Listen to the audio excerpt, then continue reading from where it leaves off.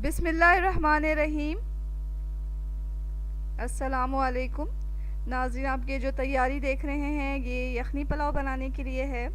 और आज हम मटन यखनी पुलाव बना रहे हैं जो कि बहुत ही स्पाइसी और मज़ेदार बनने वाला है।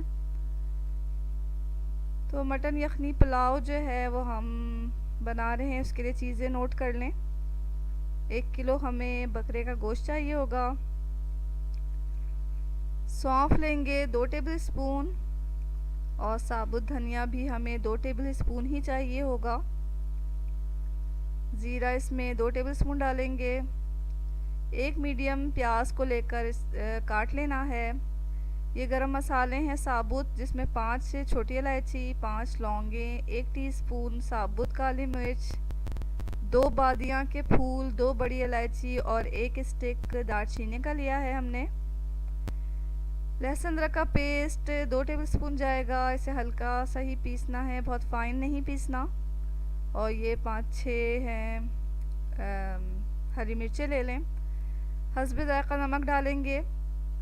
इस मटन को जो है हम कुकर में नहीं तैयार कर रहे हैं, बल्कि आम पतीली में बनाएं ताकि यखनी का जो टेस्ट है वो बहुत ही अच्छा आए। तो आहिस्ता आहिस्ता ये आम पतीली में ही गलाएंगे इस गोश्त को। ये तमाम मसाले जो है गोश्त के साथ ही जाने वाले हैं और इससे यखनी तैयार होगी। और उसके बाद हम पुलाव बनाएंगे।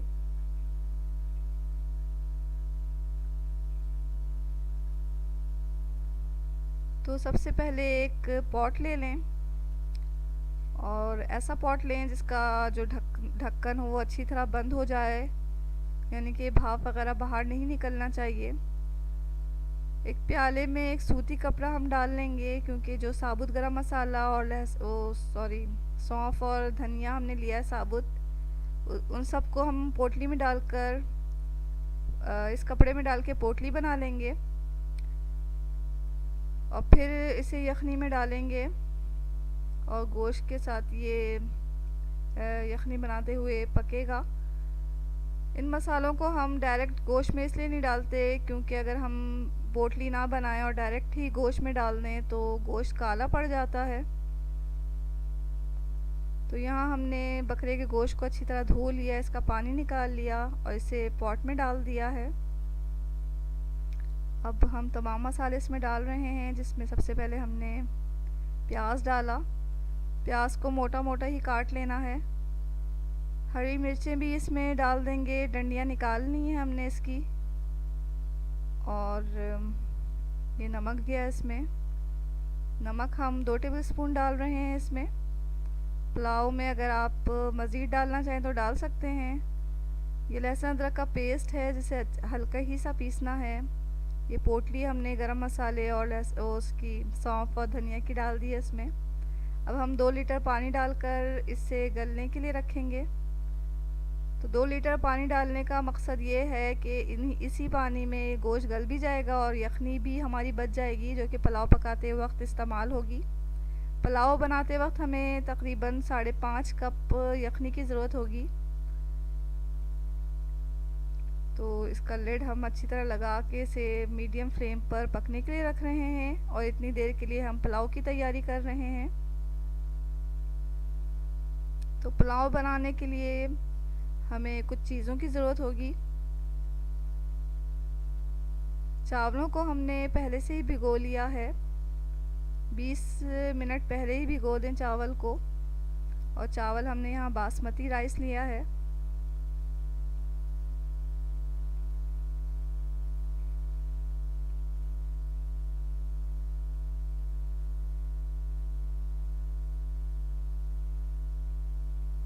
चावल 1 किलो लेना है हमें, और ऑयल 1/4 कप जाएगा इसमें। एक प्याज बारीक काट लें।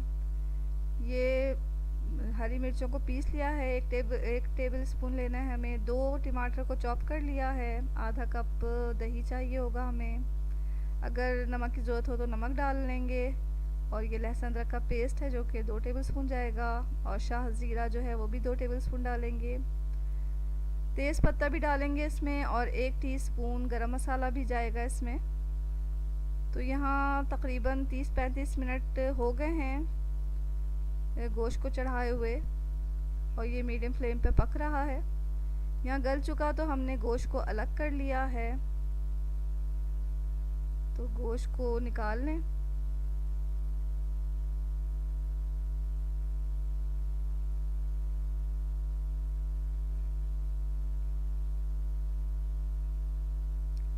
ये गोश्त को निकालिए। यखनी बची, यखनी को हम अलग से प्याले में निकाल लेंगे और पोटली को अच्छी तरह दबा के उसका तमाम जो रस वगैरह है वो निकाल लें। पोटली को फेंक देंगे और ये यखनी हम एक अलग से प्याले में रख रहे हैं साइड में।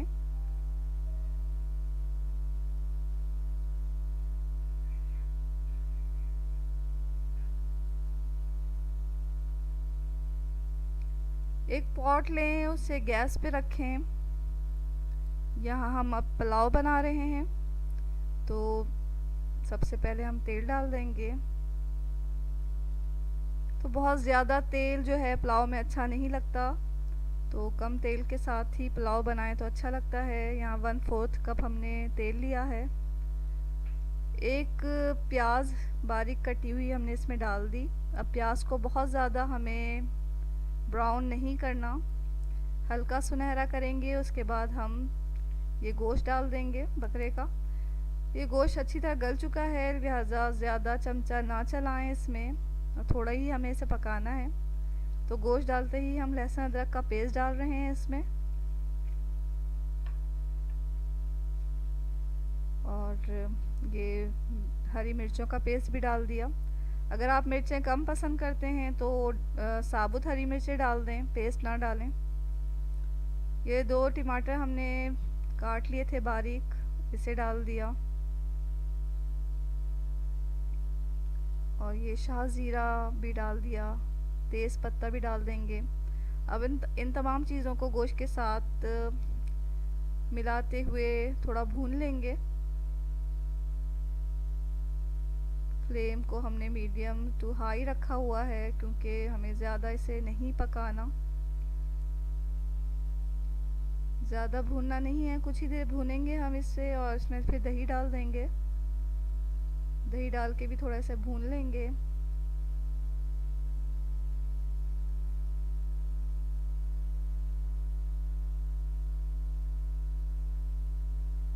गरम मसाला पाउडर डाल दिया इसमें।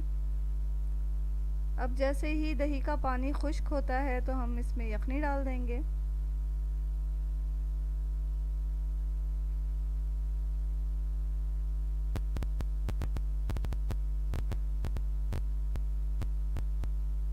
टमाटर भी सॉफ्ट हो चुके हैं और मसाला हमारा अच्छी तरह भून चुका है।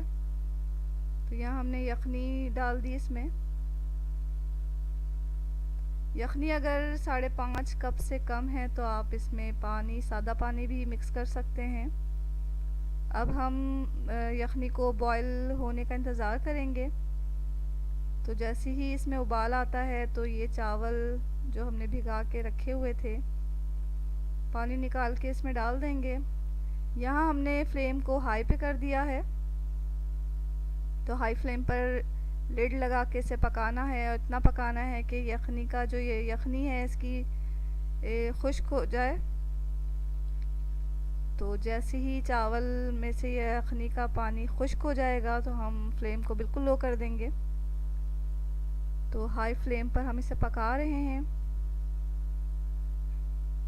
तो इस मरहले में जो है बहुत एहतियात करने की ज़रूरत है, ताकि हमारे जो चावल हैं वो बहुत ज़्यादा गल भी ना जाएं, ना कच्चे रहें। तो एहतियात से इसे पकाना है कि गल जाएं हमारे चावल, और बहुत ज़्यादा ओवर कुक भी ना हो। दरमियान में हम लिड को खोलकर एक दफ़ा चावलों को हल्के हाथों से ऊपर नीचे कर लेंगे। तो अभी पानी खुश्क नहीं हुआ, तो हम थोड़ा चावलों को हल्के हाथों से ऊपर नीचे कर रहे हैं। फ्लेम अभी भी हमारा हाई पे ही है।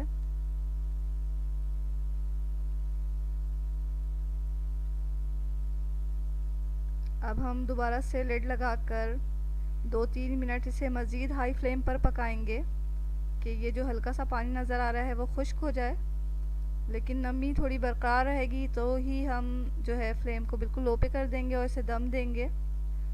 10-15 मिनट हमें इसे दम देना है। यहाँ 3-4 मिनट के बाद हमने फ्लेम को लो कर दिया है, बिल्कुल लो कर देना है। 10-15 मिनट इसे दम देंगे और 10-15 मिनट के बाद जो है ये हमारा यखनी पुलाव जो है बहुत ही मज़ेदार यखनी पुलाव तैयार है। तो इसे किसी भी डिश में निकाल लें। तो ये यखनी पुलाव बहुत ही स्पाइसी बना है, मसालेदार भी है। अमूमन यखनी पुलाव को रायते या सलाद के साथ पेश किया जाता है, तो आप भी ऐसा ही करें। और ये यखनी पुलाव आप खाएंगे तो बहुत ही आपको मज़ा आएगा। तो ज़रूर बनाएं इस यखनी पुलाव को। और ये रेसिपी अगर आपको अच्छी लगे तो इसे लाइक कर दें और शेयर करना ना भूलें इस रेसिपी को। चैनल को सब्सक्राइब कर लें और हमें अपनी दुआओं में याद रखें। इसके साथ ही अल्लाह हाफ़िज़।